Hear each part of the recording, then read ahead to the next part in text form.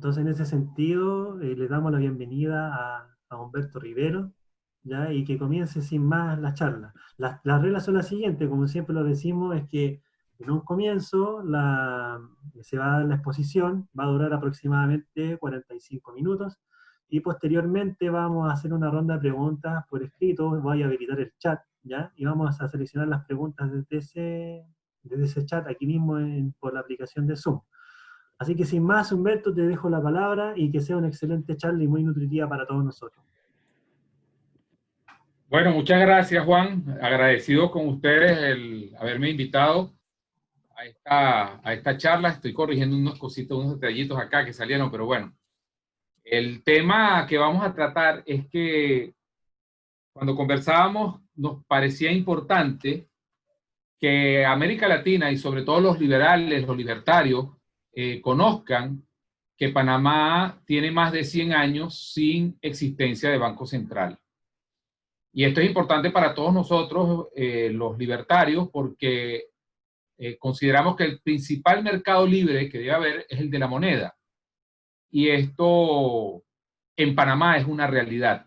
Es un hecho que lleva ya 117 años demostrando que las ideas libertarias, que las ideas de la Escuela Austríaca de Economía, sobre todo las de von Mises y Hayek, sí funcionan, como ha pasado en Panamá, y es lo que vamos a hablar ahora, ¿no? Entonces, el primer tema que que quiero mostrarles a ustedes es que en Panamá existe una banca libre. Hay dos elementos fundamentales. Existe una banca libre. ¿Qué quiere decir esto? Que los bancos deciden qué interés ellos comercializar al mercado. Y también los bancos tienen la libertad de poder exportar o expulsar capital o traer capital sin ningún tipo de intervención del Estado en la economía. Esto, por supuesto, con la responsabilidad de los bancos. Como no hay banco central, no existe prestamista de último recurso, entonces los dueños de los bancos asumen el riesgo del negocio en el que están incursionando, ¿no? Entonces en Panamá, como dije, no hay banco central, no hay prestamista de último recurso, repito, ¿qué quiere decir esto? Que si un banco tiene problemas de liquidez, tiene que solicitar préstamos a otros bancos de manera privada, o sencillamente los dueños del banco asumen con su propio capital el responder ante esa falta de liquidez. El gobierno no tiene ningún tipo de injerencia allí. Es decir, en Panamá el sistema monetario es absolutamente privado, salvo las regulaciones de la superintendencia de bancos, pero que no tienen que ver con emisión de moneda, por supuesto. Entonces, lo más importante de este sistema en Panamá es que institucionalmente está protegido por el artículo 262 de la Constitución de la República de Panamá, que reza, como dice en la pantalla, en la presentación: no habrá en la República papel moneda de curso forzoso. Yo creo que eso es prácticamente el sueño o el deseo que tenemos todos los libertarios, que eso no solamente esté en la Constitución, sino que se lleve a la práctica. Este artículo ha estado en la Constitución de Panamá desde 1904, desde su primera Constitución, con diferentes números porque ha habido algunas modificaciones de la Constitución, pero este artículo en particular jamás se ha derogado, jamás se ha eliminado. Solamente un intento, lo vamos a ver ahorita más adelante, pero que fue efímero, de 3 meses, ¿no? Y este artículo 261, que es que la facultad de emitir moneda pertenece al Estado, como en todos los países, el cual podrá transferir a los bancos oficiales la emisión en forma que determine la ley. Esto, de alguna manera, insinúa que el Estado puede darle licencia a los bancos para que emitan su propia moneda y compitan entre ellos con su propia moneda, cosa que psicológicamente no ha sido necesaria porque hasta ahora no ha ocurrido. Entonces, esta parte es muy importante. O sea, en Panamá no hay moneda de curso forzoso, lo que quiere decir es que todo el mundo puede hacer negocios en cualquier moneda que desee, en cualquier moneda. Como les dije, el único intento que hubo de establecer un banco central fue en el año 1941 de un presidente de corte fascista que derogó la Constitución y estableció pues un banco de emisión. A ese presidente lo derrocaron y allí les dejo los billetes que se hicieron y él, no sé si se entiende bien, pero ahí está el decreto que eliminó ese banco central. Eso fue una época de mucha moda de los bancos centrales. De hecho, en el 39 se había establecido el de Venezuela, en el de Chile creo que fue en 1940, en Argentina igual. Es decir, había una moda de bancos centrales porque hasta el siglo XIX no existían bancos centrales hasta que en 1914 aparece la Reserva Federal de los Estados Unidos, que es un banco central privado, y esa moda se corrió por toda Latinoamérica, no así en Panamá. A pesar de este intento, le dieron un golpe de Estado porque la población rechazó, entre otras cosas, la imposición de una moneda. Es decir, ya culturalmente los panameños tenían esa institucionalidad en su mente y no aceptaron, y hasta hoy en día es así, no aceptan que la autoridad, el gobierno, les imponga una moneda de uso forzoso. Eso, a pesar de que los panameños no todos van a saber de economía, ni van a saber de la historia de su moneda, es algo que está innato en ellos. Es algo que no lo entiende. Bueno, mi esposa es panameña y ella no entendería que le impongan una moneda. Entonces vamos a hablar un poco de la historia, el por qué se logró ese fenómeno psicológico en el panameño. Panamá, como todos saben, era un territorio de Colombia.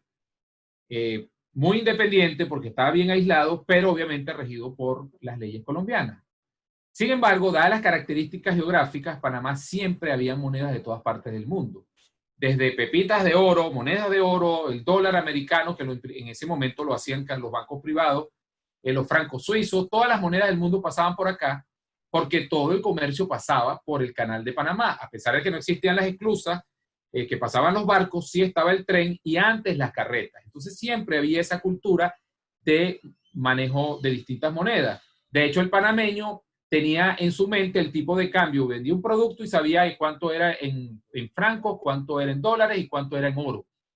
Y esa cultura panameña, bueno, incluso cuando la fiebre del oro de Estados Unidos, por acá pasaban muchos americanos que venían de Nueva York, de esa zona, pasaban por el canal de Panamá y dejaban, bueno, sus monedas.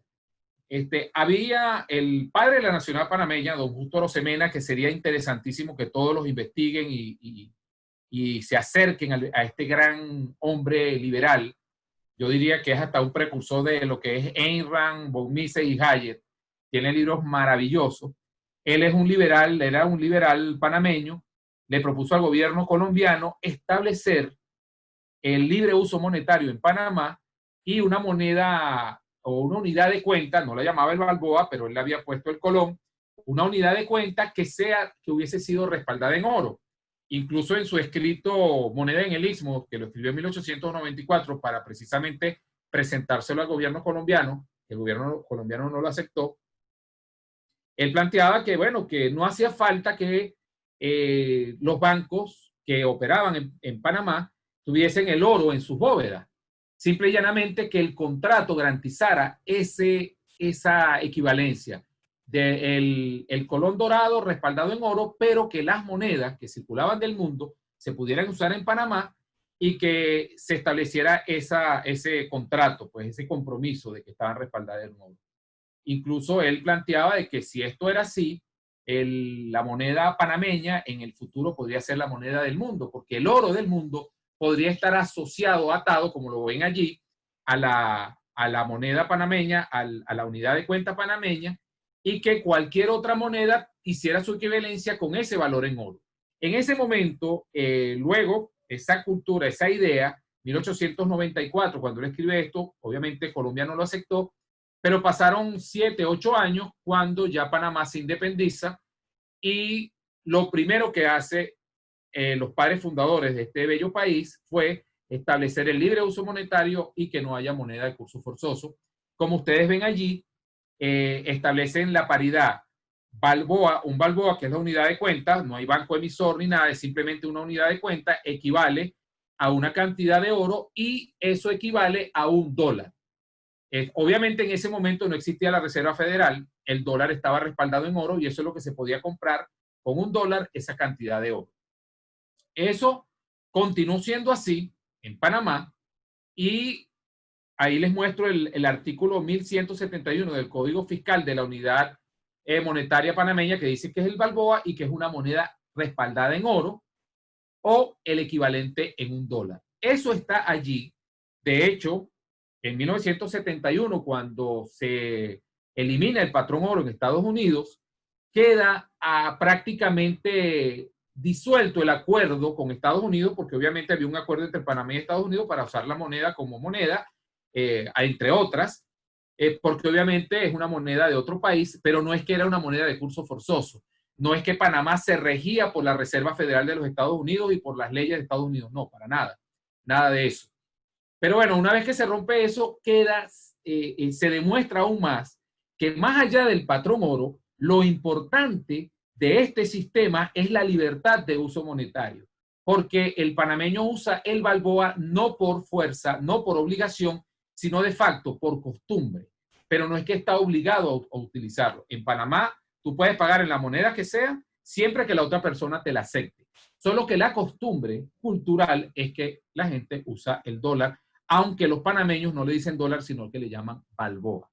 Entonces es algo bien, bien interesante, porque esto implica que al no haber moneda de curso forzoso, el panameño, miren cómo se protege. O sea, yo quería explicar un poco cómo era el sistema monetario panameño, porque esta es la parte más importante de lo que estamos conversando, porque es lo que garantiza que en este país, en 113 años, no haya inflación, no haya habido inflación ni crisis financiera, como lo van a ver en unos cuadros estadísticos que voy a mostrar allí. Entonces, fíjense, el sistema monetario panameño consta de, institucionalmente, la Constitución que establece que no hay moneda de curso forzoso, el Balboa con el Código Fiscal que establece que el Balboa está respaldado en oro y en una equivalencia en $1.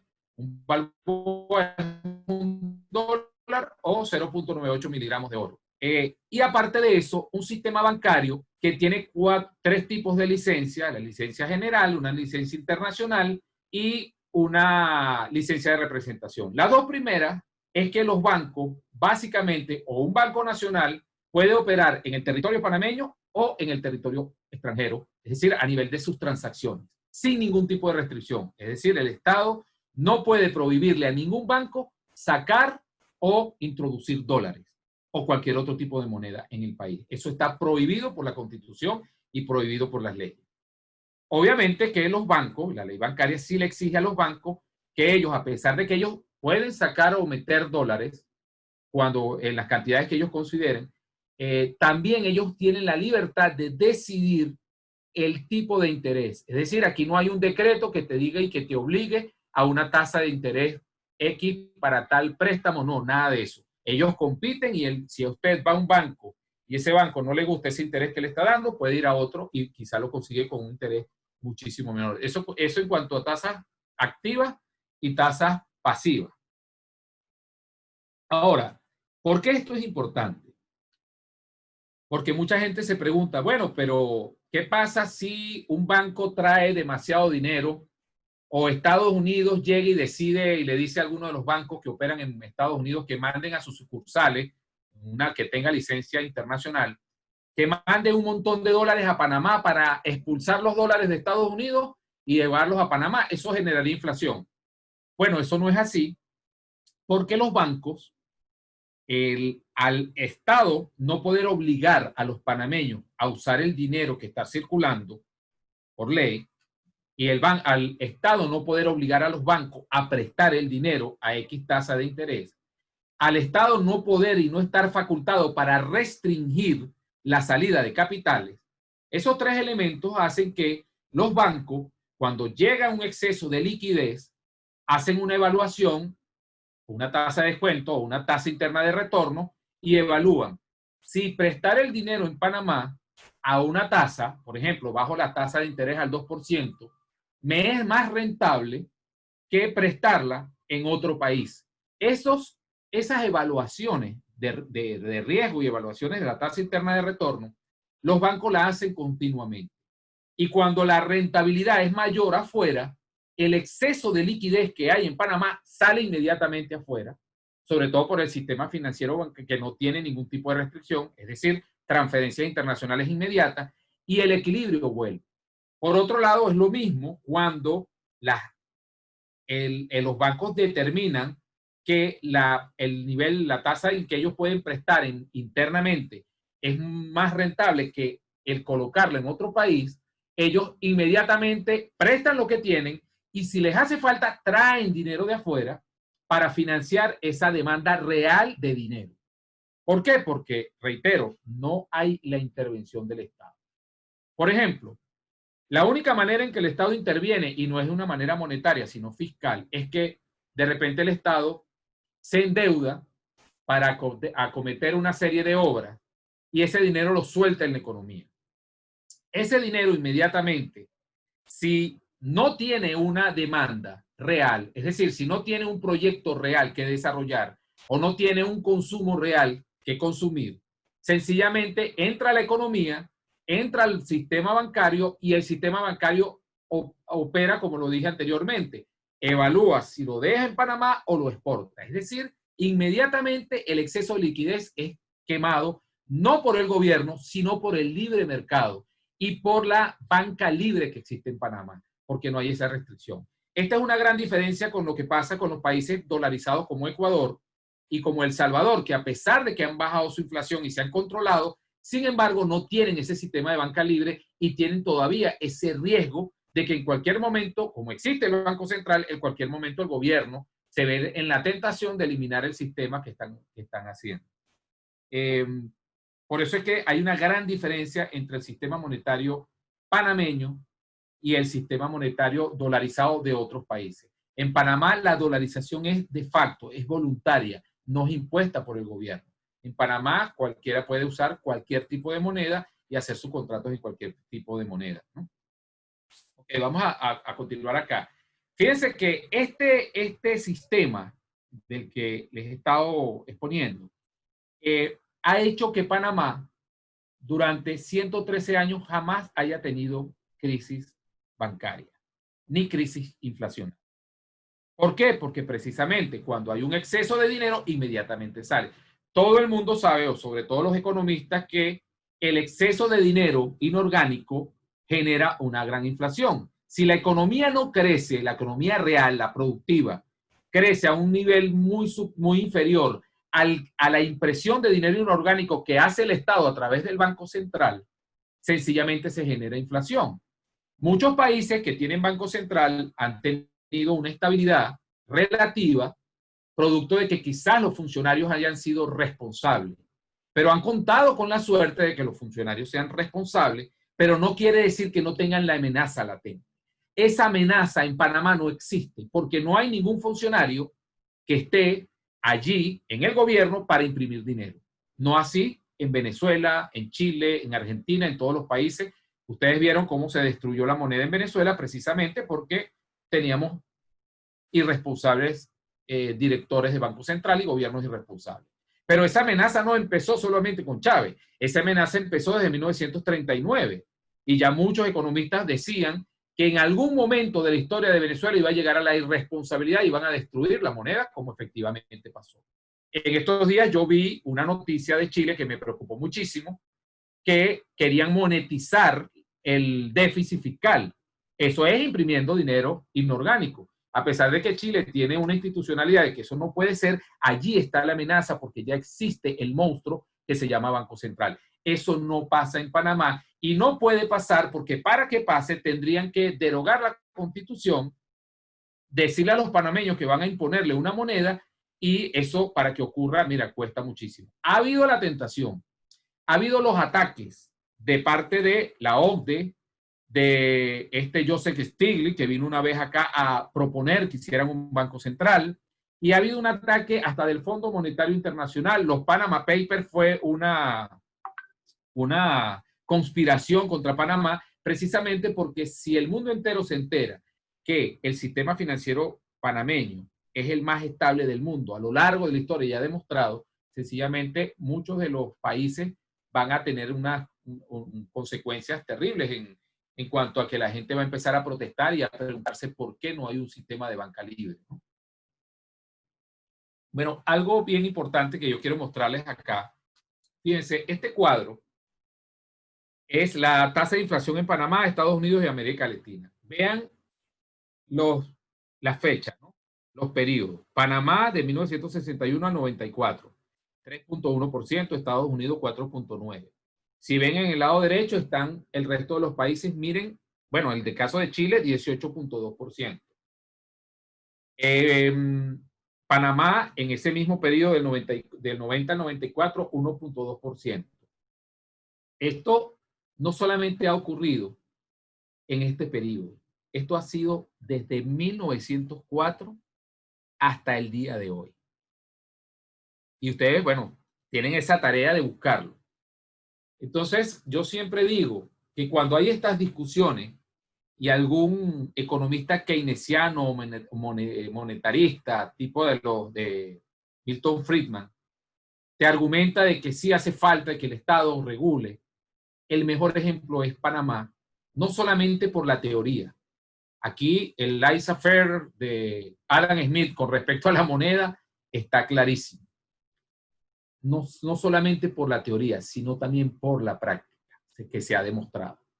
Y es interesante, como escribía un artículo en estos días, el economista Steve Hanke, que es fellow de Econintes, a quien yo también pertenezco, a Econintes, y él le escribía y hacía una comparación del sistema de esclusas. El sistema de esclusas del Canal de Panamá es que siempre mantiene un equilibrio en el nivel del agua del mar con las esclusas para que los barcos puedan pasar y no afecte la diferencia que hay entre el Océano Pacífico y el Océano Atlántico. Uno está más alto que otro. Entonces, ese sistema de esclusas es que abre y sale el exceso de agua para que el barco pueda pasar, o sube y atrae agua para que el barco pueda subir y pasar tranquilo. Bueno, lo mismo pasa en Panamá. Es decir, todo el dinero que aquí entra es demandado automáticamente y el que no es demandado es expulsado inmediatamente, sin ninguna intervención del Estado. Esto, a diferencia de los países que tienen una moneda o que tienen un tipo de cambio fijo, no genera esos shocks, por ejemplo, de socios comerciales. Es decir, Brasil, Argentina son socios comerciales, pero entonces Argentina quiere aprovechar una temporada y poder vender más, entonces devalúa su moneda. Le genera un shock a su socio. Su socio empieza a hacer lo mismo. Eso no pasa en Panamá porque sencillamente no hay un tipo de cambio. ¿Por qué no hay un tipo de cambio? Porque no existe una moneda oficial que sea emitida por el gobierno. Entonces, la liquidez mundial está conectada a todo el proceso productivo panameño. Otra de las cosas favorables con respecto a esto es que los agentes económicos pueden planificar muy bien sus proyectos porque ya saben que no tienen el riesgo de la inflación. Y al no tener el riesgo de la inflación, pueden hacer proyecciones y pueden hacer inversiones sin ningún tipo de problema. Otra de las cosas maravillosas de este sistema es que los bancos no solamente tienen que pensar en colocar su cartera en Panamá, sino que pueden hacer préstamos en el exterior, haciendo transferencias internacionales. Es decir, es un sistema de libertad desde todo punto de vista, protegido institucionalmente, con una unidad de cuenta para que transmita todo el flujo de una economía de mercado de bienes y servicios y con una regulación bancaria transparente, precisamente para que pueda fluir todo este tipo de economía en esas 3 licencias que ustedes vieron allí. Ahora les voy a mostrar el otro cuadro. Fíjense, esto es del 2013 al 2018. Vean la variación porcentual del índice de precio al consumidor. Estas son las cifras oficiales de Panamá. Y ahora les voy a decir algo. Están bajísimas, como ustedes lo ven allí, ¿no? La pérdida del poder adquisitivo, miren, casi nada. Y estos son índices macroeconómicos. de lo que le gusta mucho a los economistas keynesianos y no a nosotros economistas libertarios, como a los economistas de Econintex, que hacen análisis macroeconómicos, econométricos, pero sabemos que la economía real no es una estadística. Entonces, acá en Panamá pasa un fenómeno fantástico con respecto a esto, que es el mercado puntual, local, el que determina la variación de precios de un mismo producto.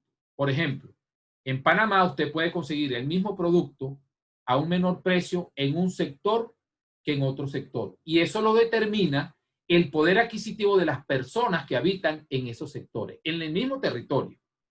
Y es algo que se equilibra de manera automática. Ya no es en la moneda, ya no es el Estado, sino el libre mercado puntual que hay en este tipo de economía. ¿Por qué? Gracias a esa libertad de uso monetario que tienen los panameños. Es decir, prácticamente acá el dólar, más allá de ser un billete de papel, el dólar es usado de manera libre, como antes usaban la sal, como antes usaban el tabaco, o como se usaba el oro, o como se usa el oro como moneda. Estados Unidos puede imprimir toda la cantidad de dólares que quiera, y esos dólares van a ir a reposar en alguna bóveda de un banco central en cualquier parte del mundo. Y eso viene por allí, por cierto. Ese es un tema interesante también. Menos en Panamá, porque aquí no hay una bóveda de un banco central y los bancos privados, al no haber prestamista de último recurso y al tener que asumir ellos los riesgos, sencillamente por una cuestión de expectativa racional, no van a dejar aquí, en este territorio, un dinero que no les van a sacar una rentabilidad. Y si lo dejan es porque hay una demanda real para hacerlo. Tenemos aquí en Panamá muchos ataques desde el punto de vista fiscal, pero desde el punto de vista monetario creo que este es el paraíso para todos los libertarios y es por eso que consideramos que todos debemos entender este sistema, proponernos en nuestras propuestas políticas, proponerlo y difundirle a toda Latinoamérica, por lo menos, de que sí existe un país en nuestro territorio que ha demostrado que las teorías de la escuela austríaca y que la libertad de uso monetario traen muy buenas consecuencias, como es el caso de Panamá. Hemos sufrido de cualquier cosa, pero menos de inflación. Y como todos sabemos, el dinero no es más que el traductor de la productividad del trabajo. Y la productividad del trabajo es la que tú intercambias para vivir. Si tú no tienes una institución que te chupe, que te expropie la productividad del trabajo, tú puedes planificar tu vida y cada vez tener mayor productividad del trabajo y por lo tanto mayor capacidad de adquirir bienes y servicios sin el riesgo inflacionario, a pesar de vivir en un país del tercer mundo, con cualquier problema como cualquier otro país, pero ese por lo menos ya nosotros dimos ese salto que todavía otros países no han dado, ¿no? Vean esta tabla, que es el índice de precio al consumidor urbano, y está una serie de alimentos, bebidas, y si ustedes ven, el promedio siempre se mantiene. Yo los invito a que busquen desde 1904 hasta hoy todos los índices de inflación que ha tenido Panamá, que no es inflación porque no hay Banco Central, técnicamente no se llamaría así, pero vamos a usar el término inflación para que ustedes vean lo maravilloso que es tener y gozar de un sistema monetario libre, ¿no? Bueno, como les dije, esta charla iba a ser rápida. Creo que la parte de las preguntas y respuestas va a ser bien interesante si ustedes tienen algunas. Pero yo quisiera dar algunas conclusiones y recomendaciones a todos los libertarios, ¿no? Primero, que el sistema monetario panameño ha demostrado con la realidad que es el sistema monetario más libre y estable del mundo. O sea, los hechos hablan por sí solos, ¿no? No solo en la teoría, sino también en la práctica, de acuerdo al índice de precio a lo largo de su historia. Es decir, no creo que exista un país en el mundo que haya mantenido durante 117 años índices de variación de precios menos del 3% anual. Y eso haciendo cálculos macroeconómicos, porque a nivel micro la cosa es muchísimo mejor que esos resultados. Y el sistema panameño es el que más se adapta a la Escuela Austríaca de Economía y el patrón oro, el Balboa, en teoría es respaldado en oro. Y fíjense que nadie ha armado aquí un escándalo porque no tienen su oro. Sencillamente es que se ha entendido que hay esa equivalencia y psicológicamente se ha aceptado. Y se ha aceptado, ¿por qué? Porque no te... Es decir, más allá del patrón oro, el dinero es un hecho sociológico y, como individuo, psicológico. Entonces, si tú sientes que tu moneda no te están estafando y estás confiando en cualquier objeto para usarlo como moneda, en este caso el dólar, sencillamente no está siendo expropiada tu productividad del trabajo. Por lo que dijimos anteriormente, porque el exceso de esa moneda que podría expropiar tu productividad del trabajo se expulsa inmediatamente porque no hay ningún gobierno que pueda legislar sobre la moneda panameña, ¿no? Entonces, fíjense que Hayek escribió un libro, La desnacionalización del dinero, en 1976, donde él propone que la banca privada compita libremente con tasas de interés y comisión de dinero privado. Entonces, esto aún no pasa en Panamá, pero la ley lo permite. O sea, de acuerdo a una serie de requisitos, como ustedes vieron en el artículo de la Constitución. Sin embargo, no ha habido esa motivación. No porque el gobierno lo oculte o quiera estafarnos para que los bancos privados no lo hagan. Es que sencillamente la gente no lo ha deseado. Y no hay nada más libre que cuando uno pueda demandar lo que uno desea y no lo que te imponga. Y como hasta ahora no han impuesto ninguna moneda ni ningún sistema, y es un sistema absolutamente libre, toda la economía ha funcionado muy bien usando la equivalencia de el balboa dólar, pero que no es una economía dolarizada por decreto, de facto, sino que es de facto, es por hecho, por voluntad propia, no porque el gobierno te lo imponga. Casi todas las constituciones de Latinoamérica dicen la moneda de curso forzoso, vean la palabra que uso, es tal, es el peso chileno, es el peso colombiano, es el bolívar venezolano. En Panamá es la única constitución que dice no habrá moneda de curso forzoso. Creo que un artículo más libertario que ese en una constitución no existe en toda América Latina. Finalmente, yo invito a todos los libertarios y a todos los movimientos políticos que incorporen esta propuesta del sistema monetario panameño en todos sus planes como movimientos. Porque, reiteradamente lo digo, el principal mercado libre que debe existir es el de la moneda. Y después todos los demás. Pero cuando hay una moneda libre, no te expropian tu productividad del trabajo. Y al no expropiarte tu productividad del trabajo, tú tienes la capacidad de vivir mejor, de pensar mejor y de seguir luchando por la libertad de otros mercados. Si descuidamos la libertad del uso monetario, si descuidamos que el dinero tiene que ser libre y que el Estado no debe poner ni un solo dedo en la emisión monetaria, si descuidamos eso, el camino de la libertad está perdido y creo que ustedes en Chile lo están viviendo. El general Pinochet hizo muy buenas reformas, pero cometieron el error grave porque fue Milton Friedman y no Friedrich Hayek el que fue a asesorar al general Pinochet y no eliminaron el Banco Central, como sí lo hizo Panamá desde que nació como república y como lo hizo en 1941 cuando un fascista quiso pretender obligar a los panameños a tener un banco central porque era la moda de Latinoamérica. Panamá fue el único que se quitó esa nefasta institución. Nosotros en Venezuela estamos proponiendo una moneda, el Leander Coin, que sería equivalente a lo que es el sistema monetario panameño con el Balboa, que es la moneda de unidad de cuenta y que está respaldada en oro, por lo menos a nivel de los contratos, y equivale a $1, que es una moneda, si bien fiduciaria en Estados Unidos, en Panamá no, porque en Panamá funge el dólar como un objeto para hacer intercambios de la productividad del trabajo.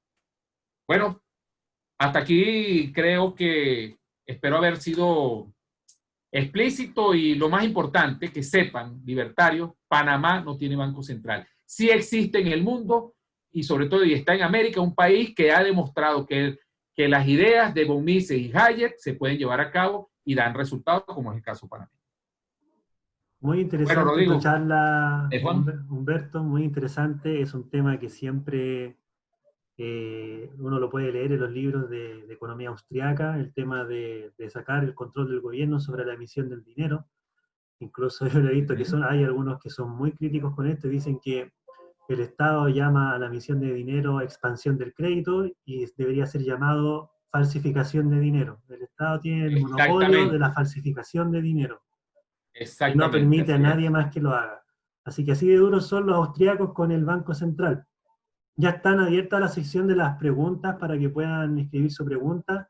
Yo se la voy a leer a Humberto Rivero y así vamos a ir contestando todas sus dudas, chicos. Aprovechen esta instancia. Yo también tengo algunas dudas que tienen que ver con la aplicación de este sistema, que también la voy a preguntar. Pero vamos a partir con los participantes, obviamente. La primera pregunta es de Daniel Goldberger, que dice...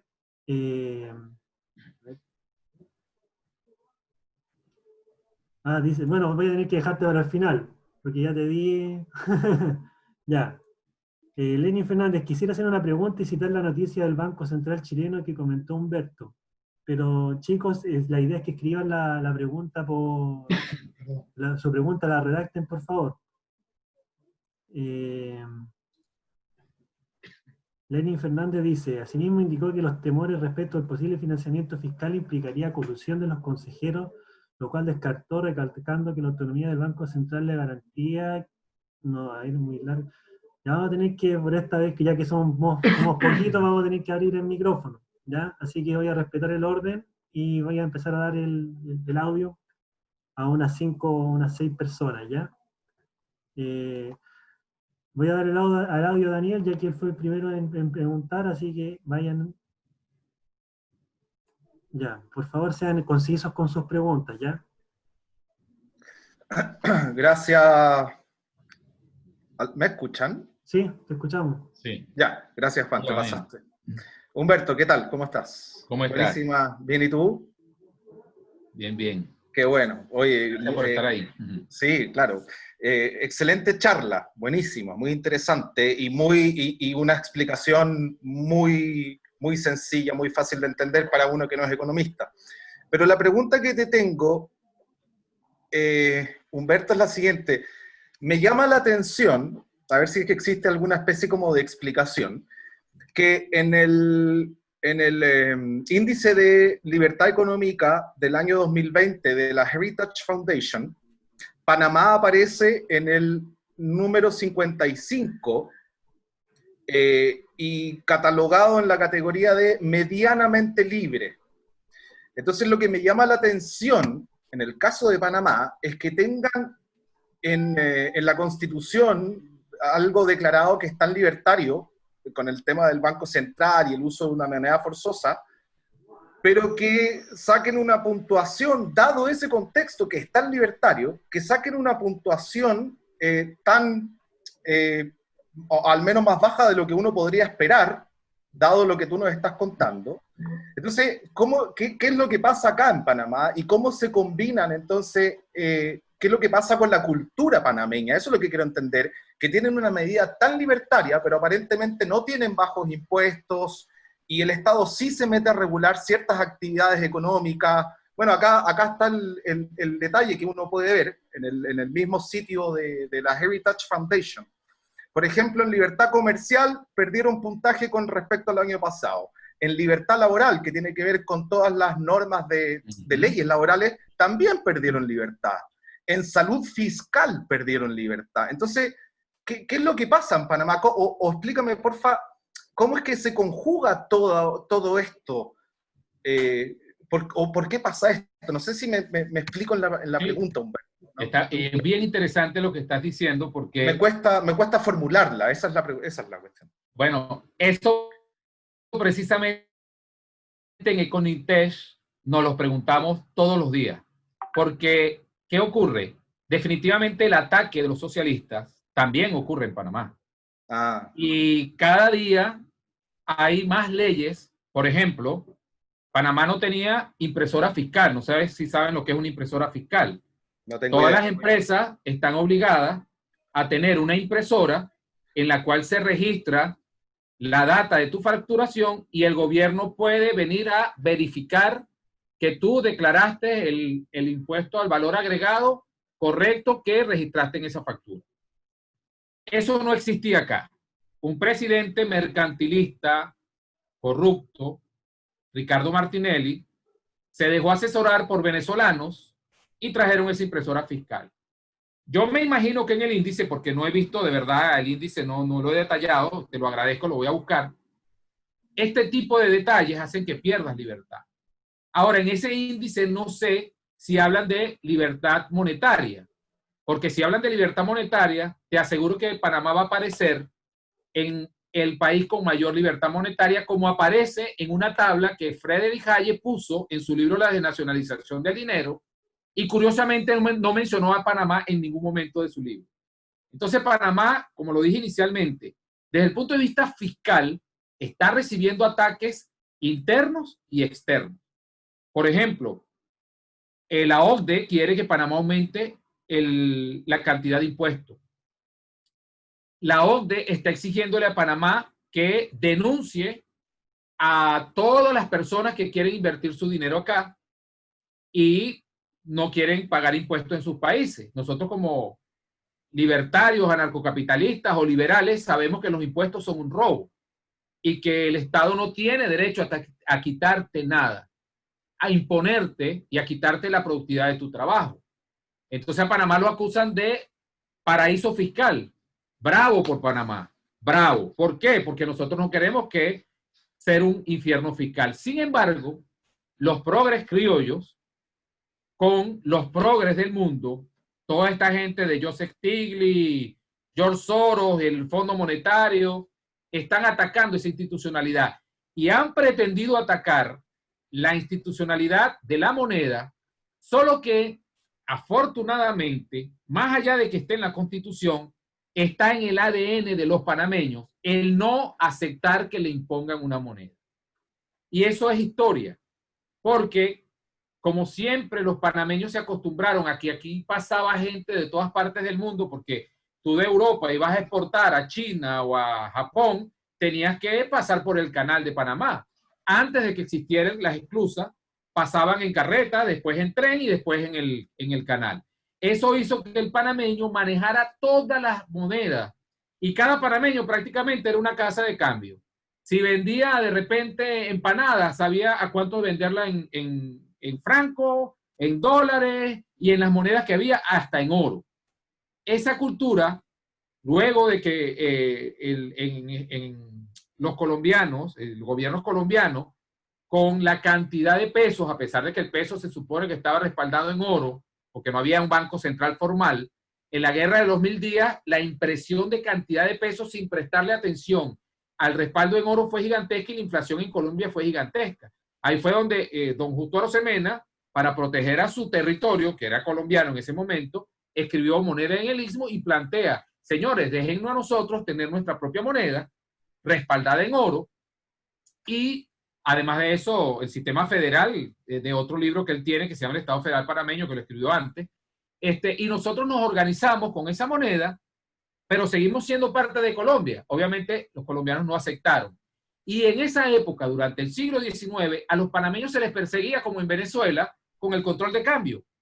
O sea, si no enterabas, si no le tributabas al gobierno de acuerdo a todas las ganancias que tuviste por las monedas que tú intercambiabas, ibas preso. Entonces el panameño tuvo que esconder sus dólares, esconder su franco. Esa perversión de un Estado hizo que se creara una cultura, no, ya basta, queremos ser libres. Queremos ser libres en cuanto a la moneda. Por eso es que ese trabajo de don Justo Arosemena, a mi entender, es la génesis de lo que es el Balboa, porque es precisamente el respaldo en oro, la libertad del uso monetario, lo que él plantea allí. Incluso él plantea y él dice, es que no haría falta que los bancos tengan el oro, sencillamente en los contratos, pero estoy seguro que un buen negocio va a ser poner casas de monedas privadas para que los bancos puedan tener ese oro aquí mismo en el territorio. Pero en este momento podemos usar el oro del mundo que respalda a los francos, a los dólares. Es decir, un sistema fascinante. Entonces, desde el punto de vista monetario, yo creo que Panamá sigue siendo muy libre, pero desde el punto de vista fiscal, siguen los ataques y seguirán los ataques. Los Panama Papers, yo los invito a que busquen en la página, en el canal de YouTube del Movimiento Libertad Panamá, un documental que hicimos en el Movimiento Libertad Panamá, donde defendemos a Panamá de los ataques de Joseph Stiglitz, de George Soros con la OCDE sobre los Panama Papers. Sobre que no hay ningún caso en el territorio panameño. Son puros casos de afuera, incluso de Delaware de los Estados Unidos, pero le pusieron los Panama Papers, precisamente porque Panamá rechazó la propuesta de Joseph Stiglitz de establecer un banco central en Panamá. Entonces, por eso, como te digo, esta charla era para que todo el mundo sepa que no hay banco central, pero no quiere decir que estamos exentos de los ataques fiscales, más ahora que hay gobiernos socialdemócratas y que son muy duros en eso. Pero hasta ahora no han podido derrumbar en el inconsciente colectivo de los panameños la libertad de uso monetario. Gracias, Humberto. Vamos a seguir con la siguiente pregunta que se pronunció aquí, Lenin Fernández. Le voy a dar el audio a Lenin. Hola, buenas tardes y bueno, muy contento de ver a Humberto que, mira, Hey, he tenido años conociéndolo, me parece que es un libertario, pero hasta la médula. Mira, me gustaría es que Humberto interprete la noticia desde su punto de vista, porque yo creo que tenemos un problema comunicacional, que es que prácticamente todos los medios de comunicación son mercantilistas o socialistas. Entonces, este tipo de noticias pasa desapercibida en su importancia. Fíjate, Humberto, te voy a leer la noticia porque al final lo aprobaron. Yo te lo mandé antes que lo aprobaran, tú me diste tu impresión, pero me gustaría que la explicaras acá. Fíjate, Senado aprueba que Banco Central pueda comprar deuda estatal en mercado secundario. Claro, o sea, por la terminología, una persona común y corriente no entiende las implicaciones de eso. Y dice, el texto legal levanta la prohibición constitucional que rige para comprar deuda en el mercado secundario y que data desde 1990. Es decir, esto estaba prohibido desde 1990. Entonces, la votación fue de 35 votos a favor, 0 en contra y una abstención en el Senado. O sea, imagínate tú lo a favor que están de la cosa. Entonces, fíjate, se aprobó el proyecto de reforma constitucional que faculta al Banco Central para comprar y vender en el mercado secundario abierto instrumentos de deuda emitidos por el fisco, en circunstancias excepcionales, claro, excepcionales, nada, así comienza, como un estado de catástrofe. Entonces, me gustaría, Humberto, que nos lleves al español, digamos, de coloquial. ¿Qué es lo que significa todo esto?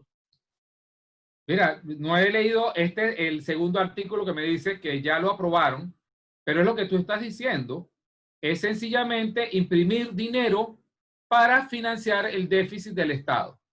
Y eso es robar la productividad del trabajo de los ciudadanos. Es decir, si yo antes con un peso chileno podía comprar una empanada, ya dentro de un mes voy a poder comprar media empanada. ¿Eso qué significa? Que te están robando tu productividad del trabajo. ¿Y quién se la está quedando? Tanto el gobierno como la banca privada a través de lo que es el encaje legal, que ustedes saben que es una manera de robar legalmente, permitiéndole a los bancos privados hacer asientos contables, aumentando su capital, y que a la hora de que falte recursos sale el Banco Central a entregárselos para que no haya falta de liquidez. Ahí, en lo que me estás diciendo, está clarito que eso es lo que van a hacer. Y eso es lo que te digo, que es lo peligroso de que exista un banco central, porque en Venezuela desde 1939 hasta el día de hoy, durante un tiempo fueron responsables, pero el monstruo estaba allí, dormido. Y mira lo que pasó, se destruyó. En cambio, en Panamá ese monstruo, como jamás existió, jamás pudo destruir la economía panameña, como ha destruido todos los países de América Latina. Han pasado crisis inflacionarias, todito. El único que se había salvado era Venezuela y Panamá, y hasta ahora es Panamá el único que no la ha tenido, pero precisamente porque no existe. Ahora, fíjate lo terrible que lamentablemente no fue Hayek y fue Milton Friedman el que asesoró al general Pinochet. Lo terrible es que dejó abierta esa posibilidad. Y al dejarla abierta, sencillamente, si no trabajamos para que Chile elimine el Banco Central, lo puede destruir, no sé si mañana, pero dentro de 30, 40, 50 años, y nosotros tenemos que pensar los países y la libertad para la eternidad, no solamente por un periodo. Entonces, eso es lo terrible de la existencia de un banco central. Aquí en Panamá, como decía Daniel, sí, hemos perdido libertades, pero no queda que los legisladores no están loquitos por establecer un banco central. Con la pandemia, el argumento decían, no, que nosotros no podemos enfrentar la pandemia porque no tenemos un banco central y no podemos monetizar el déficit fiscal que esto nos va a generar por la caída del Producto Interno Bruto, y la pérdida de impuestos, como tirando el anzuelito, ¿no?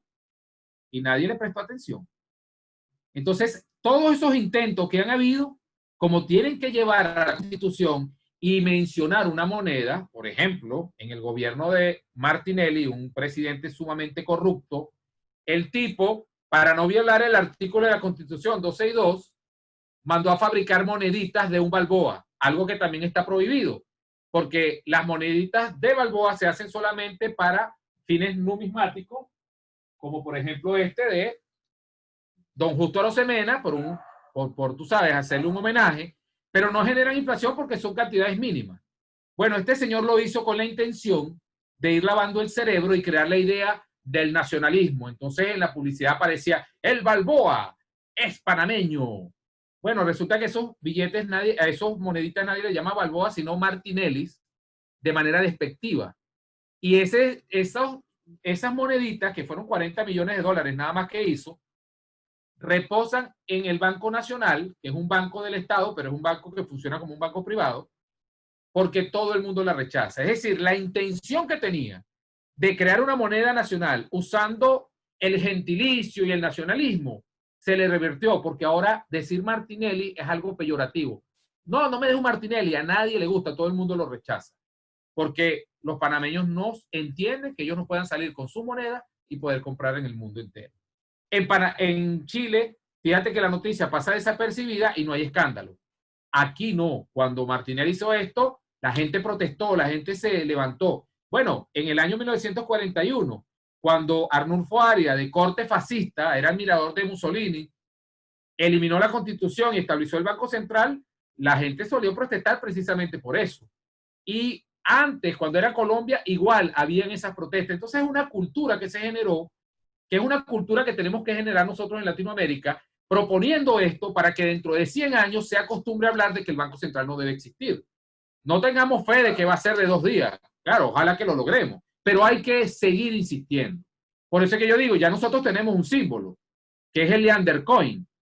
¿Y por qué le pusimos Leander Coin? Bueno, porque da la casualidad que la relación Balboa-oro-dólar es muy similar a lo que es la criptomoneda Bitcoin, porque tiene muchas características. Yo de hecho digo, don Justo Arosemena, en vez de usar computadores, el blockchain en computadoras, usó fue los cerebros de los panameños como las computadoras y le creó ese algoritmo de saber de que la moneda tiene que ser libre y de que la moneda no puede perder poder adquisitivo y que si hay una variación de precio es producto de una caída de la demanda de un bien puntual y entonces sube el precio, pero no por vía de monetaria, de emisión monetaria inorgánica, ¿no? Muy peligroso, defiendan, salgan a la calle, protesten, no permitan que ese artículo suba, de verdad. Y si hace falta que lo ayudemos de alguna manera, aquí estamos. De seguro vamos a pedir tu ayuda porque aquí nadie se escandaló, en verdad. Oye, vamos a seguir con ahora la pregunta de Benjamín Díaz, que también quería preguntar, así que le vamos a sacar el silencio. Benjamín, un gusto. Hola Humberto, Hola. buenas noches ya aquí en Chile. Fue muy buena tu charla, de hecho. La llevaste al español coloquial y fue muy buena, entendí todo. Gracias, qué bueno. Tengo 2 preguntas que son más de suposición que de la charla en sí. Una es, ¿qué pasaría en el corto mediano plazo para la ciudadanía, para el ciudadano promedio, si en Chile o en Argentina o en cualquier país de Latinoamérica eliminamos el Banco Central? Y la otra pregunta es, ¿por qué es mejor un sistema como el panameño y no como el chileno que tiene un banco central autónomo y que durante los últimos 30 años ha mantenido la inflación en 3% anual promedio, lo ha mantenido muy bien? Bueno, fíjate que quizás en el corto plazo tú has visto un buen manejo, pero Chile ha sufrido hiperinflación en el pasado, precisamente porque existe el Banco Central. El asunto es que cuando tú dices, o sea, cuando los progres del mundo, no tú, ¿no? Por supuesto, se plantean la existencia de un banco central, ellos están asumiendo que ellos están en capacidad de determinar cuánto es el poder de compra que es tu productividad del trabajo. Para eso usan la macroeconomía y entonces pretenden colectivizar lo que es individual. Es decir, mis valoraciones subjetivas de bienes, servicios, de cualquier tipo de bien y servicio, incluyendo la moneda, es algo íntimo entre mi persona y con quien voy a intercambiar.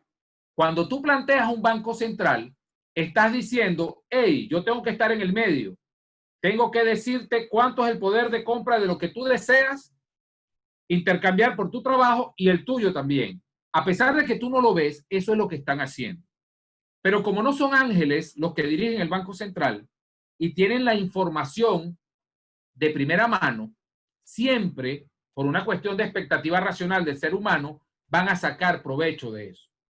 ¿Cómo sacan provecho de eso? Por ejemplo, si va a haber una devaluación, yo compro dólares, por decirte algo, o compro oro, y entonces luego lo vendo después de la devaluación, pero nadie lo sabía sino yo, por decirte de alguna manera. Por otro lado, eso de la independencia, autonomía, eso es una gran mentira. Porque, ¿cómo negocia el Banco Central con el gobierno de turno? El gobierno de turno tiene un déficit fiscal y necesita 10 millones de pesos, agarra un papelito que le llama pagaré o no sé, documento de descuento, lo lleva al Banco Central y le dice al Banco Central, imprímeme estos billetes y yo te los pago. ¿Qué respaldan a esos nuevos billetes? El compromiso de pago del gobierno de turno. Pero ¿de dónde se surte el gobierno de turno? De los impuestos de los ciudadanos. Entonces, como no tiene dinero en este momento, está hipotecando los impuestos de los niños que todavía son óvulo y espermatozoide, que ni siquiera han nacido, y que cuando nacen ya nacen con una gran deuda. Entonces, ¿eso por qué? Por la existencia de un banco central. Puede que sean muy responsables ahorita, pero ya aparecieron los primeros mostricos. Fíjate lo que dijo Lenin anteriormente. ¿Quién no dice que va a aparecer luego un tipo que piense igual que Salvador Allende, que llevó el país a un desastre? Por eso es que, más allá de nosotros insistir que la gente conozca la historia, lo importante es que hayan instituciones de libertad que se queden en el inconsciente colectivo, más allá de la Constitución, que está bien que esté ese artículo en la Constitución panameña. Eso es maravilloso. Pero lo más maravilloso es que está plasmado en el cerebro de todos los panameños. Y no hay la posibilidad, a pesar de los intentos del FAT, que es el Partido Comunista de aquí, a pesar del gobierno de turno, que es el PRD, que es un gobierno socialdemócrata, de destruir las libertades que hay en Panamá, como bien lo dijo Daniel hace rato, de que Panamá es verdad, no es el país más libre, pero desde el punto de vista monetario sí. Entonces, ningún libertario se puede permitir la idea de Milton Friedman de que hace falta un banco central. No. Milton Friedman fue un traidor a las ideas de la libertad. Y su hijo lo reconoce, David Friedman, que es anarcocapitalista, no sé si lo conoce. Y precisamente, el principal mercado que debe ser libre es el monetario. Si la pregunta que tú hacías, si Chile elimina el Banco Central de repente, también tiene que establecer el libre uso monetario y la banca libre, como en Panamá. ¿Para qué? Para que los flujos de dinero entren para satisfacer la demanda de bienes y servicios y que se hagan intercambio con la moneda que decida las personas. Pero si solamente elimina el Banco Central, pero no establece una banca libre que esté conectada con el resto del mundo, sencillamente va a generar desequilibrios, como ya pasó en una oportunidad en Chile. Ya pasó en una oportunidad. Entonces, no solo se trata de establecer de eliminar el Banco Central, sino institucionalizar la libertad de uso monetario y obviamente la libertad de la banca libre. Es decir, una banca que no pueda emitir dinero sin respaldo y una banca que no esté pretendiendo financiarse a la hora de una escasez de liquidez con el Banco Central. ¿Qué es lo que pretende con esa ley que está diciendo Lenin? No sé si Muchas respondí a tu pregunta. gracias, Humberto. Vamos a seguir con la siguiente pregunta que la tiene aquí anotada Valentino Flores. Valentino, ya te saqué silencio.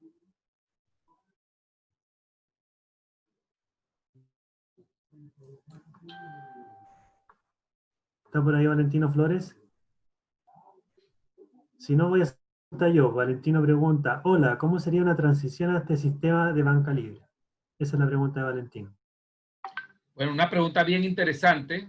De verdad que no creo que la pueda explicar o decir porque de hecho es un trabajo que hay que ir haciendo, pero básicamente es hacerlo todo, es decir, libre uso monetario institucionalizado en la Constitución, libertad de flujo de capitales, es decir, que los bancos puedan traer dinero o dejar o llevarse el dinero de acuerdo a sus decisiones y su responsabilidad, por supuesto. Libertad de las tasas de interés, es decir, que sea el mercado el que determine las tasas de interés. Y muy importante, también por el lado fiscal, libertad de comercio. No puedes cerrar las fronteras, no puedes proteger ningún sector. Si tú haces todos esos elementos, libertad de uso monetario, libertad, banca libre, que cualquier banco pueda operar sin ninguna restricción en tu país, y abres todas las fronteras para que cualquier producto pueda entrar o salir de tu frontera sin ningún tipo de impuesto y sin ningún tipo de restricciones, el mercado inmediatamente se va a equilibrar porque lo que va a actuar va a ser las voluntades individuales de las personas al intercambiar bienes y servicios sin que nadie intervenga. Pero si tú dejas una puerta cerrada, por ejemplo, bueno, voy a eliminar el Banco Central y el libre uso monetario, pero restringo la importación de X producto. Bueno, te va a generar un caos. ¿Por qué? Porque ese producto va a subir de precio, no porque haya emisión de dinero inorgánico, sino sencillamente porque está generando una escasez artificial para proteger a un sector. Por ejemplo, en Chile, no, vamos a prohibir la importación de vinos de Italia. Entonces los empresarios chilenos que venden vino pueden aumentar su precio porque hay una escasez de vino producto de una ley. Y fíjate que no tiene nada que ver con la moneda. En este caso tendría que ver con la libertad de comercio. Entonces, tienen que ser todos esos elementos en un paquete inmediato. En Panamá era así. Lo que se ha ido es perdiendo esa libertad, aunque no hay mucha restricción a la importación de bienes y servicios, sí están poniendo muchos impuestos. Y eso es lo que ha ido destruyendo la libertad que tenía Panamá desde sus inicios hasta ahora, pero no así la monetaria, y que ha hecho que este país no se muera de hambre, que no haya miseria. Y la miseria es coyuntural por otras razones, no porque no te alcance el dinero cuando tú trabajas. Aquí tú puedes hacer cualquier cosa y te ganas la vida y sabes que lo que tú ganas te va a comprar igual de lo que compraste la semana anterior. Es más, una anécdota. Mi hermana tiene un restaurancito que le dicen Fondacá. En el 2017 ella compraba el pollo más caro que ahora. ¿Qué pasó allí? Sencillamente que la industria del pollo se hizo más eficiente y obviamente hay más competencia y tuvieron que bajar los precios, pero no por decreto ni nada. Entonces, el libre mercado, la libertad de uso monetaria y la banca libre tienen que ir de la mano para que una eliminación del Banco Central surta efecto de inmediato. Pero si dejas una de esas puertas cerradas, créeme que va a ser un fracaso. Bueno, Humberto, yo tenía una pregunta también, y con esta ya creo que vamos a cerrar. Cierto que necesitamos nosotros el tema del crecimiento económico para poder satisfacer nuestras necesidades. El crecimiento económico es algo primordial, pero ¿cómo podríamos crecer si no hay más capital, por decirlo así, impreso en términos de dinero por el Banco Central? Yo creo que, por ejemplo, si decidimos que el oro es nuestro patrón de riqueza, el oro tiene una cantidad finita en la tierra. No hay más oro del que tenemos, entonces, ¿cómo se puede crecer en base a algo que no crece? Esa es mi pregunta. Que siempre he tenido esa duda en este tema, así que me gustaría si podía resolverme.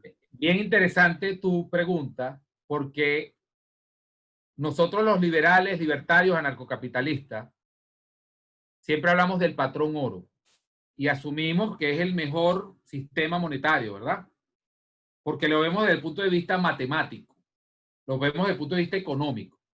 Es decir, si yo tengo oro en una cantidad limitada y eso es limitado y nadie lo puede fabricar y nadie lo puede imprimir, obviamente no se va a devaluar, no se va a depreciar, y Todo eso es económico.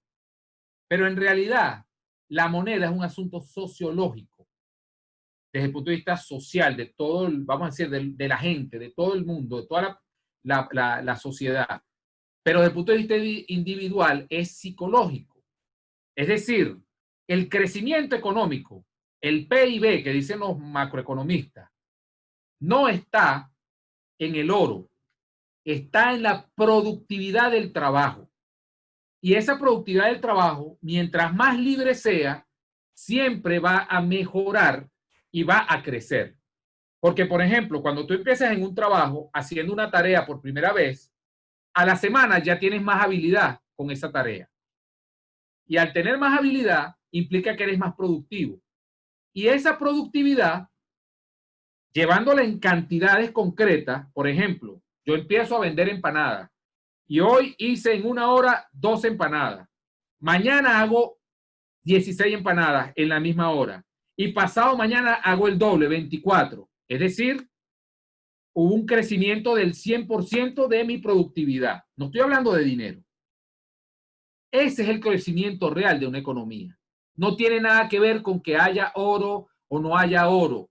Lo que debe haber es libertad para que yo, al yo producir empanadas y el excedente lo quiera vender, yo pueda usar cualquier elemento de la naturaleza o de la realidad como moneda. Si yo decido usar el oro, ese es mi problema. Ah, que no hay oro, bueno, uso el dólar. Ah, que no hay dólar, ah, bueno, uso el Bitcoin. Ah, no, que no hay Bitcoin, uso el Undercoin, que lo vamos a tener en Venezuela. Es decir, que mi productividad de trabajo yo la pueda intercambiar con cualquier elemento, usando de equivalencia cualquier elemento. Y así el país va a crecer. Y crece. O sea, no creamos en ese cuento de los macroeconomistas de que si restringimos la oferta monetaria no va a haber crecimiento. Bueno, no va a haber crecimiento si tú me cierras la frontera. No va a haber crecimiento si tú no me permites usar cualquier cosa como dinero. Pero si tú me permites eso, es decir, si yo tengo la libertad de hacer eso, sencillamente el crecimiento se da. Porque el crecimiento no está en una cifra macroeconómica. El crecimiento está en la habilidad que yo tenga para crear más productos que el día anterior. Por eso es que te digo que eso es psicológico y sociológico más allá de económico. El desenlace es económico. Yo produje 2 empanadas hoy, mañana 24 empanadas, el desenlace de mi productividad es económico porque ahora tengo más cantidad, tengo una cifra mayor, más inventario. Pero el hecho individual, psicológico, es que me hice más productivo. Y como me hice más productivo, ahora tengo una expectativa de intercambiar esas empanadas con otra persona que también se está haciendo productivo y que si nadie se mete en el intercambio entre nosotros dos, ambos vamos a ganar. Como dice Javier Milei, ¿por qué en el trueque no hay inflación? ¿Por qué en el trueque nadie sale perdiendo? Porque el trueque es voluntario. Yo te doy la cantidad que a mí me satisface entregarte y tú me das la cantidad que a ti te satisface entregar. Y eso tiene que ver con un hecho psicológico, la valoración subjetiva que cada uno de nosotros tenemos por un bien. ¿Qué tiene que ver eso con economía? ¿Qué tiene que ver eso con números? Ah, las divisiones entre esos bienes. Ah, ok, perfecto. ¿Qué pasa si, como dice Hayek, le permites usar cualquier tipo de moneda? La gente va a escoger la que le dé mayor confianza. Como pasa en Panamá con el dólar. ¿Por qué no se ha impuesto aquí el euro?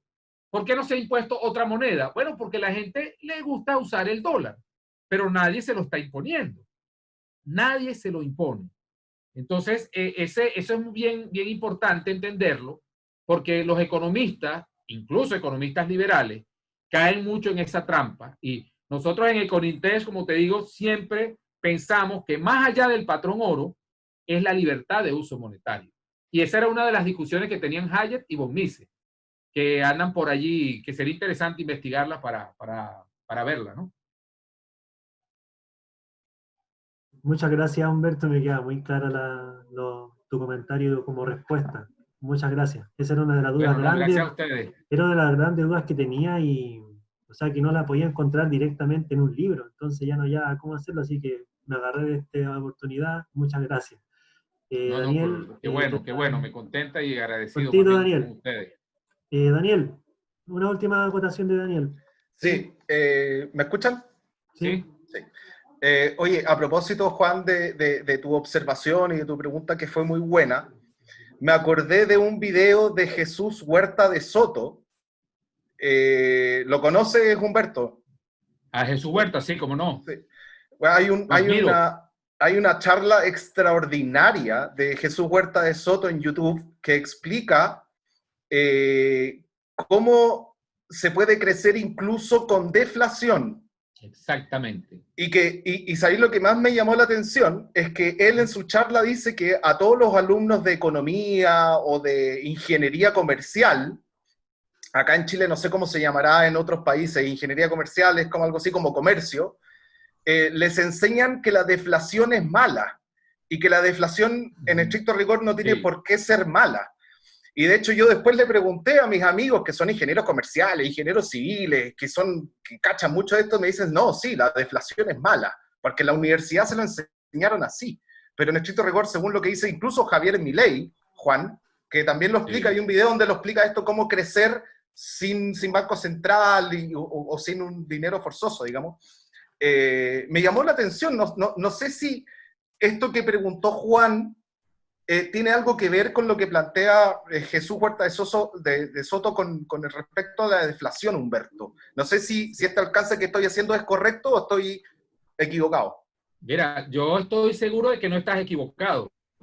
Está exactamente en lo cierto, porque precisamente lo que hacen los bancos centrales con la manipulación monetaria es que al vender esa idea de la deflación, de que es mala, lo que te están diciendo es que la productividad, por ejemplo, vamos a poner un ejemplo sencillo. Si en la economía hay 1 gramo de oro y hay una empanada que yo hice, se supone que el gramo de oro es la empanada, ¿verdad? Esa es la equivalencia entre esos dos bienes.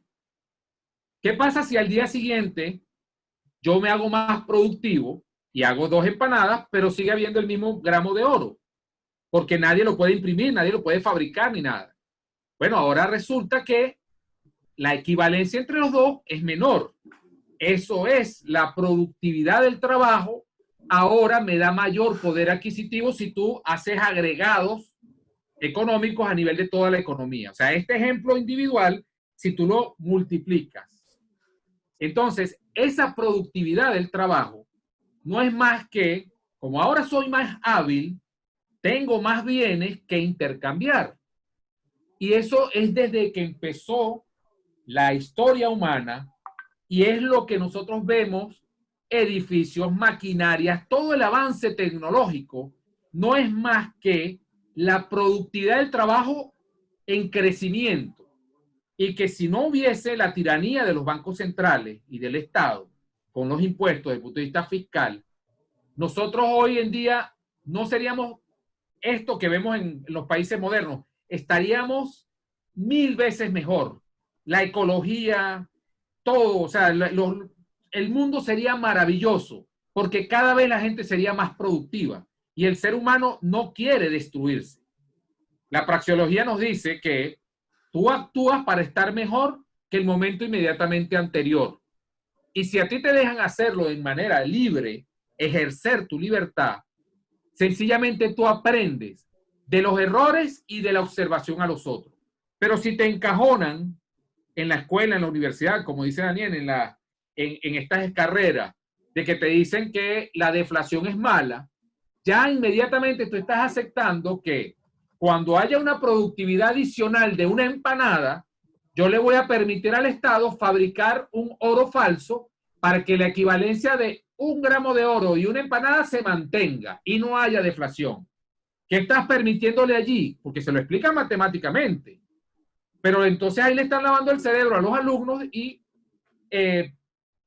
metiéndoles el marxismo robándolo, haciéndoles entender de que su productividad del trabajo no les pertenece, sino que le pertenece al Estado a través del Banco Central. Y es terrible, o a través de los impuestos, para mantener el equilibrio. Y es terrible porque la productividad del trabajo es tuya. Es decir, si yo me gano el equivalente a 10 botellas de vino en un mes, y al mes siguiente trabajo tanto que el salario, como estoy en Panamá y no hay inflación, y soy más productivo, y ya ahora lo mismo que estoy haciendo, ahora compro 15 botellas, esas 5 botellas son adicionales, son mías. Yo puedo hacer con ellas lo que me dé la gana. Me tomo 10 y las otras 5 las cambio por otra persona. Pero lo que te están diciendo, cuando la deflación es mala, es que ese derecho que tú tienes sobre esas 5 botellas adicionales por tu productividad del trabajo no te pertenecen, le pertenecen a la sociedad. Y por lo tanto el Estado tiene que imprimir dinero para que esas botellas se diluyan entre todos y nos mantengamos en el mismo equilibrio. No, me estás robando mi propiedad para repartírsela a otros, que generalmente no es al colectivo. Porque si fuese así, tú dices, bueno, sí me robaron, pero por lo menos le quedó a todo el mundo. No, pero se la quedan ellos, los parásitos del Estado. Eso es verdad, oye. Muy cierto lo que dice Humberto, este robo legalizado a gran escala no da para más. Ojalá que llegue el día en que no nos merezcamos tener ningún gobierno. Eso es como mi sueño. Y bueno, ya para dar fin a la charla, bueno, quedan poquitas personas, pero los que estamos, por favor, si pueden activar sus cámaras para poder retratar este momento y que quede para la historia en nuestra página de Instagram, donde subimos. Así que activen las cámaras los que puedan, y los que quieran, obviamente. Y a la cuenta de 3 voy a tomar una pequeña captura de pantalla, ¿ya? Así que ahí estamos todos. A la cuenta de 3, 1, 2, 3. Chao. Gracias por la Gracias. invitación. Chao, chao.